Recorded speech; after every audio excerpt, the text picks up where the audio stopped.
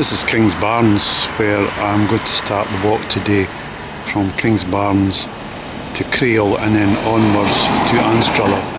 And this is the bus stop I've come off from St Andrews. It's a number 95. Bus. And the way down to the coast is just along the road further along, just a few yards, and then turn left. So the bus stop's just down that way, so I walked along about 150 yards or so to this road here, which will take me down to the coastline.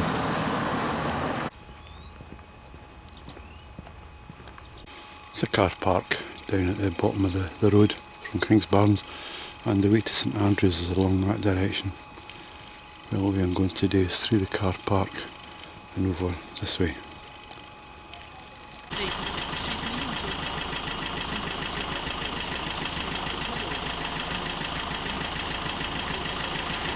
This is the first piece of the path, which I think is really the golf course road.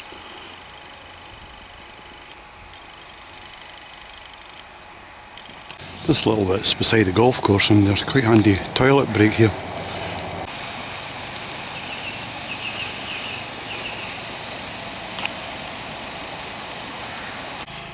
This is the point you've got to be careful of the tides. I've chosen to walk this direction because at the moment I've got to drop down at the shore and walk for a short distance.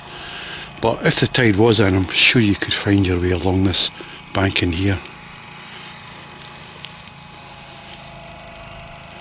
But the next marker's just over in the distance over there.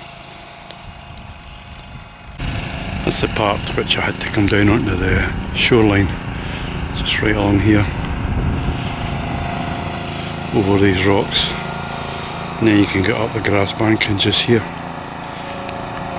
This is another part where you really need to walk down the beach. On the bits a bit rocky, so I've decided to walk along this verge here of the land, heading over this way.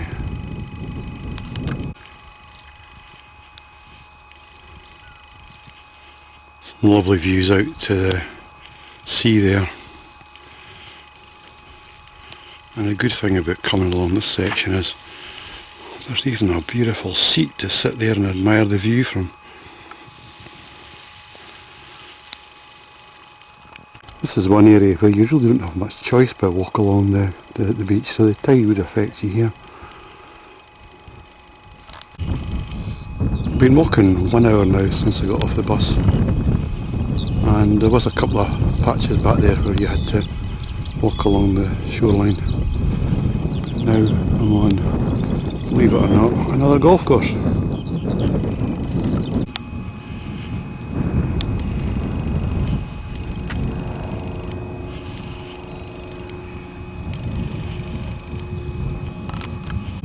This is the section I walked along the beach. Now that you could come along the edge of the golf course, but the recognised path is the beach.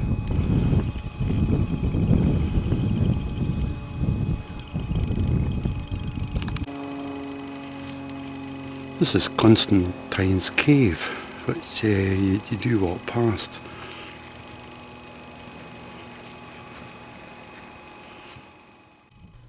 This is Balcomy Golf Links with the clubhouse just up at the top of the hill there. And it's along this way I've just walked.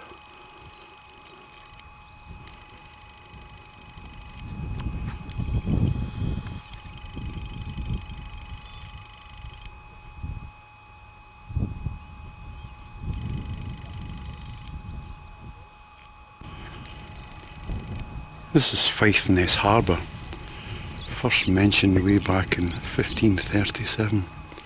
And then just up on the hill there you can see the coastguard station of Fife. This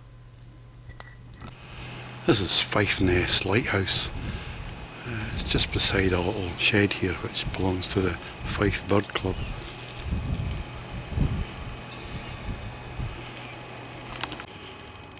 This wildlife reserve is just beyond the Fife Lighthouse. This display board describes some of the birds which you're liable to see around this reserve, and also a map of exactly where it is. Crail airfield's just over that rise there, hence quite a few of these lookout posts round about here. The airfield nowadays is out of use. It was purely a wartime place. The path along this bit's been quite good. It's mostly on grass path and it's well signposted just like the rest of the area.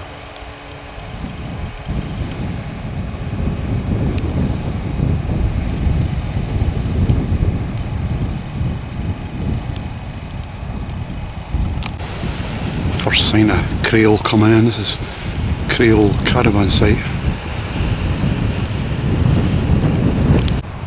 Luckily I found this beautiful piece of art installation peppered all along the way. This one's clearly been donated by some of the local fishermen who have decided just to chuck it overboard. Oh, so grateful, Mr. Fisherman. This is just on the edge of the caravan site. The first part here is all the touring vans and along at the far end are the big things. This is just the edges of Crail I'm about to come into now.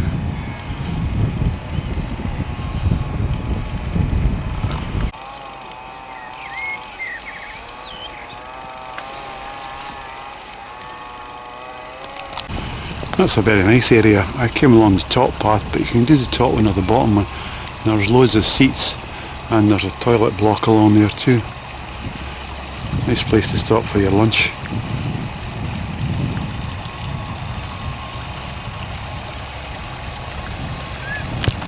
This is from the edge of the castle looking back the way I've walked.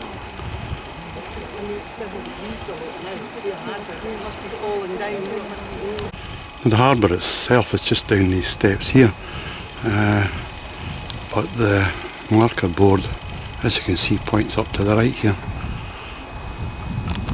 So if you were calling it a day here, you could just walk up this road and there'll be bus stops up there take you back to St Andrews.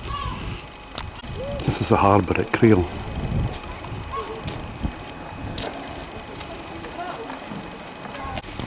Now if you do come down to the harbour and then want to continue the walk, there's a pathway goes up just behind it here, up this hill, and joins the main road up here to start the next section towards Anstruther.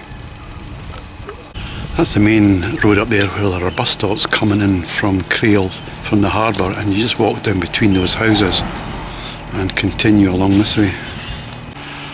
Last little look at Crail before I leave.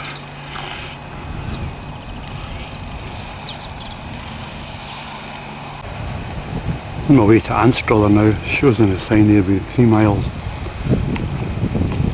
this direction. That should take about an hour and a half, I would reckon.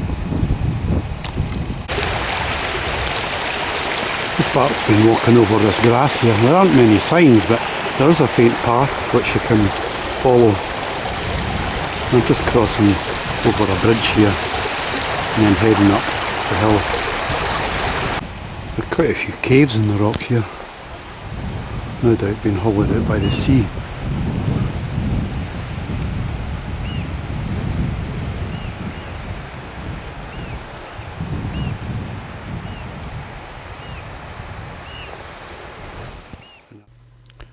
And just over there is Cellar Dyke, which is part of Anstruther, so about another hour to go. The tide's certainly coming in now, so it's just as well decided to start from Kingsbarns and not Anstruther, because that section before Crail would have been difficult.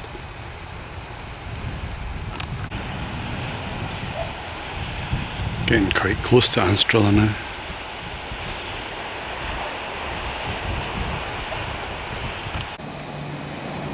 That's the way I've just come along the path there, along this way. And joy of joy, more Lego blocks. I'm just coming into Cellar Dyke now.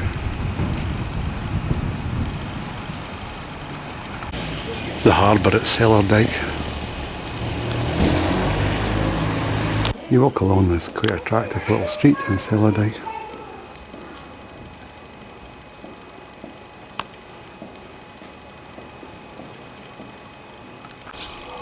We're at the end of that street now, and this is Toll Booth Wind, and the signs up here are pointing me in the direction of the route. Just beside the harbour in Anstruther, you can visit the Scottish Fisheries Museum. This is their boatyard. This is the way you come into Anstruther, and the bus stop there will take you back towards St Andrews, or this one right beside me will take you further on along the coast. Fisheries Museum here. And then the route continues along the edge of the harbour here. There's lots of nice eating places. And the harbour too over here. Spend quite a pleasant hour or two here if you've missed your bus. Overall, that was a very pleasant and enjoyable walk. The only thing I do emphasise is remember to check the tides.